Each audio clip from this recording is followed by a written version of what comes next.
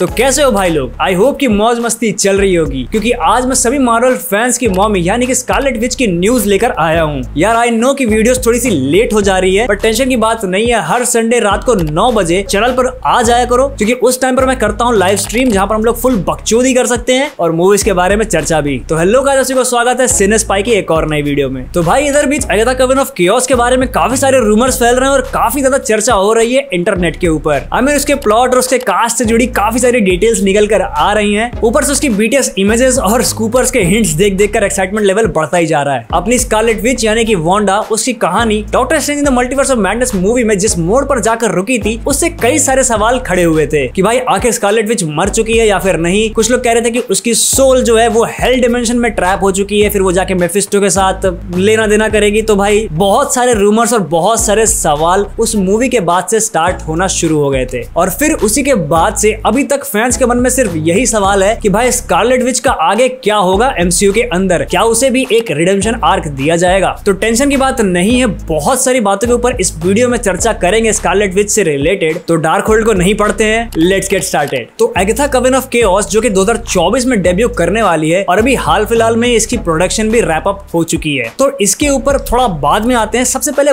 बात कर लेते हैं डेडपूल 3 के बारे में। जी हाँ, डेडपूल 3 में भी स्कारलेट विच से रिलेटेड काफी सारा माल मसाला है, तो उसके बारे में पहले चर्चा कर लेते हैं। तो भाई सबसे ज्यादा हॉट न्यूज जो फैल रही है मार्केट में वो यही है कि भाई डेडपूल 3 का प्लॉट ड्राइव करने का मेन रीजन जो होगी वो होगी स्कारलेट विच यानी कि अपनी वांडा। पर ये सब कुछ जो रहता फैलेगा वो सब कुछ होगा किसी और टाइमलाइन के अंदर, जिसके बारे में मैंने एक फुल फ्लेश्ड वीडियो भी बना रखी है। इसके पहले वाली वीडियो तुम लोग जाके वो चेकआउट जरूर कर लेना। उसमें मैंने फुल प्रॉपर अच्छे से एक्सप्लेन किया है इस पूरी थ्योरी के बारे में। और हाँ, उसमें मैंने 2 थ्योरी बताई थी, एक मैग्नेटो वाली और एक दूसरे विलन्स जो भी मोजो और स्पाइरल के बारे में बताया था। तो मैग्नेटो वाली थ्योरी इस वक्त सब लोग कह रहे हैं कि भाई सबसे ज्यादा पॉसिबल वही लग रही है, और ऊपर से बहुत सारे फ्यूचर प्रोजेक्ट्स अभी आने वाले जो होंगे एमसीयू के अंदर, वो सभी के सभी स्कारलेट विच से कहीं ना कहीं इनडायरेक्टली कनेक्ट होने ही वाले हैं। आई मीन ब्रीफ कनेक्शन ही होंगे, बट हाँ इससे तो ये पता चल जाता है ना भाई कि स्कारलेट विच अभी मरी नहीं है। फिर मूविंग ऑन टू अगाथा कवन ऑफ केओस। तो भाई जब से इस सीरीज का अनाउंसमेंट हुआ था तब से सबको यही लग रहा था कि भाई वांडा का इसमें कैमियो जरूर होगा, लेकिन अब जैसे जैसे रूमर्स फैलते जा रहे हैं और बातें सामने आती जा रही हैं, उससे भाई एकदम ये तो लग रहा है कि ये सीरीज काफी हेविली रिलाई करने वाली है स्कारलेट विच के ऊपर। और 30-30 मिनट के 9 एपिसोड होने की वजह से इस स्टोरी लाइन को काफी ज्यादा टाइम मिलेगा एक्सप्लोर करने के लिए, स्कारलेट विच की रिडेम्पशन आर्क को,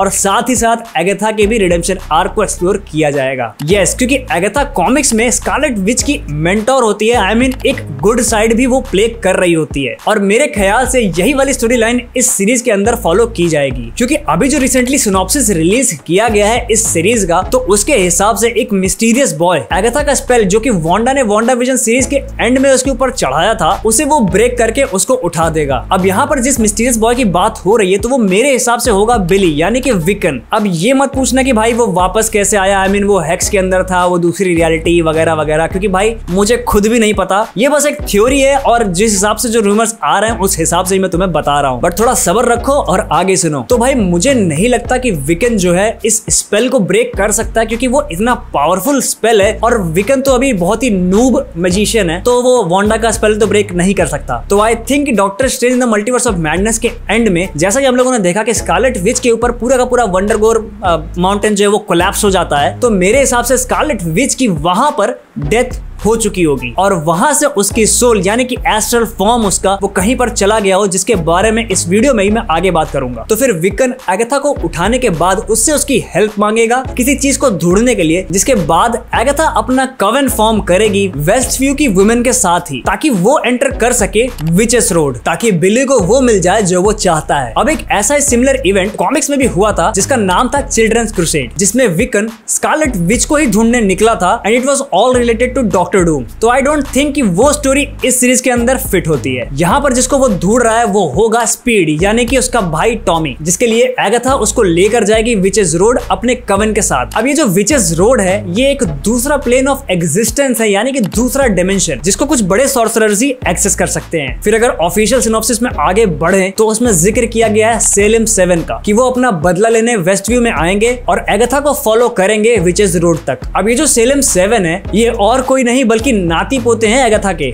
यस, इस शो में मॉमी और ग्रैनी दोनों हैं, क्योंकि एगाथा के अपने बेटे यानी निकोलस स्क्रैच के साथ उसकी दुश्मनी होती है और फिर वो अपने बच्चों को इन्फ्लुएंस करता है एगाथा के खिलाफ जाने के लिए। तो सेलेम 7 में होते हैं वर्टिगो, ब्रूटिकस, गजेल, हाइड्रॉन, थॉर्न और रेप्टिलिया, और ये सभी के सभी अच्छी खासी मैजिकल पावर्स को भी होल्ड करते हैं। वर्टिगो जो कि एगाथा की सबसे बड़ी ग्रैंड डॉटर होने के साथ साथ सेलेम 7 की लीडर भी होती है। वो न्यू सेलेम कम्युनिटी की हाई प्रीस्टेस यानी कि क्वीन भी बन जाती है। और फिर सेलेम 7 एगाथा को कैप्चर करते हैं और फिर जलाकर मार देते हैं। ज्यादा डार्क नहीं हो गया? तो भाई जिस हिसाब से अभी तक MCU में सेलेम 7 को इंट्रोड्यूस नहीं किया गया है, तो आई डोंट थिंक कि ये इस तरीके से पूरा मैटर दिखाने वाले हैं इस सीरीज के अंदर। बट अगर थोड़ा सा वांडाविजन के ऊपर ध्यान दे तो सेन्योर स्क्रैची नाम का एक पेट रैबिट होता है एगाथा के पास। तो कहीं वो सेन्योर स्क्रैची ही एगाथा का बेटा यानी कि निकोलस स्क्रैच तो नहीं? और अगर ऐसा है तो मोस्ट प्रोबेबली ऐसा ही हुआ होगा कि एगाथा ने निकोलस स्क्रैच के ऊपर कोई जादुई स्पेल मार के उसे एक रैबिट में बदल दिया हो और उसे अपने पास कैप्चर करके रखी हो, और इसी का बदला लेने सेलेम 7 वेस्टव्यू आएंगे और लग जाएंगे एगाथा के पीछे। फिर अगर बात करें विचेस रोड की, तो जैसा कि मैंने बताया कि doctor strange the multiverse of madness के एंड में स्कारलेट विच की डेथ हो गई हो और उसकी सोल कहीं पर चली गई हो, तो मेरे हिसाब से जब विकन और एगाथा विचेस रोड के अंदर जाएंगे तो उन्हें वहां पर मिलेगी स्कारलेट विच, बट अपने रियल नहीं, एस्ट्रल फॉर्म में। बट ऐसा ही सिमिलर बट ऑपोजिट हुआ था चिल्ड्रंस क्रूसेड के उसी इवेंट में, जहां पर विकन वांडा के साथ विचेस रोड के अंदर जाता है और उसे एक एस्ट्रल फॉर्म मिलता है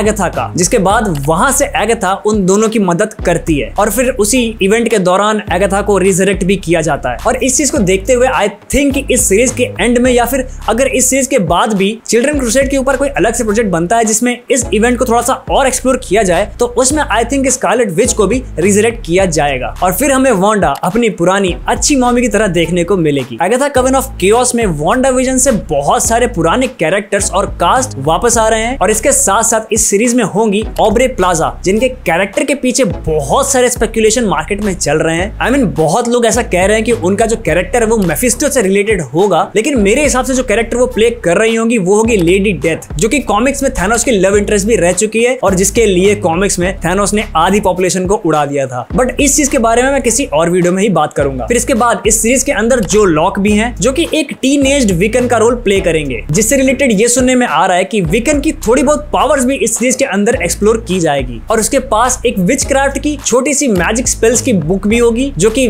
बिगिनर्स यूज करते हैं। फिर पैटी ल्यूपोन जो कि लिलिया कैल्डेरियो का रोल प्ले कर रही हैं, जो कि कॉमिक्स में काफी हाईली स्किल्ड विच होती है और इसके पास बुक ऑफ कैग्लियोस्ट्रो भी होता है, बट पता नहीं कि ये चीज हमें इस सीरीज में देखने को मिलेगी या नहीं। फिर इस सीरीज में हम लोग एवनोरा हार्कनेस जो कि एगाथा हार्कनेस की मॉम है, जिसको हम लोगों ने वांडाविजन के अंदर देखा था, उनका भी रोल है इस सीरीज के अंदर, और मे बी वो कोई एगाथा के बचपन का फ्लैशबैक सीन भी हो सकता है। तो भाई मतलब इतने सारे कैरेक्टर्स और इतनी पैक्ड स्टोरी लाइन सुनने के बाद भाई मुझे बस इतना ही लग रहा है कि इस सीरीज को बस एक अच्छा सा प्रेजेंटेशन मिल जाए, क्योंकि सुनने में ये काफी ज्यादा डार्क और थ्रिलिंग लग रहा है। और फिर अब ये भी क्लियर है कि स्कारलेट विच और एगाथा दोनों का ही रिडेम्पशन आर्क इनकमिंग फेज में है, तो भाई बहुत जल्दी हमें MCU के अंदर मैजिकल एपिकनेस देखने को मिल सकती है। इसी के साथ अब इस वीडियो को भी एंड करते हैं। आपको ये वीडियो और ये डिटेल्स कैसे लगे वो कमेंट सेक्शन में जरूर बताना, और अगर तुम्हारे पास कोई और डिटेल्स हो इस सीरीज से रिलेटेड या फिर कोई क्वेश्चंस हो तो वो भी कमेंट सेक्शन में जरूर लिख देना। वीडियो पसंद आई हो तो लाइक कर देना, तुम्हारे कोई दोस्त जो कि मार्वल फैंस हो तो उनको मेरी वीडियो जरूर शेयर कर देना, और स्कारलेट विच से रिलेटेड ऐसी मजेदार वीडियोस देखने के लिए मेरे चैनल सब्सक्राइब करना बिल्कुल मत भूलना। तो अब मैं भी चलता हूँ, मुझे विचेस रोड में वो उड़ने वाली झाड़ू की डिलीवरी करने जाना है।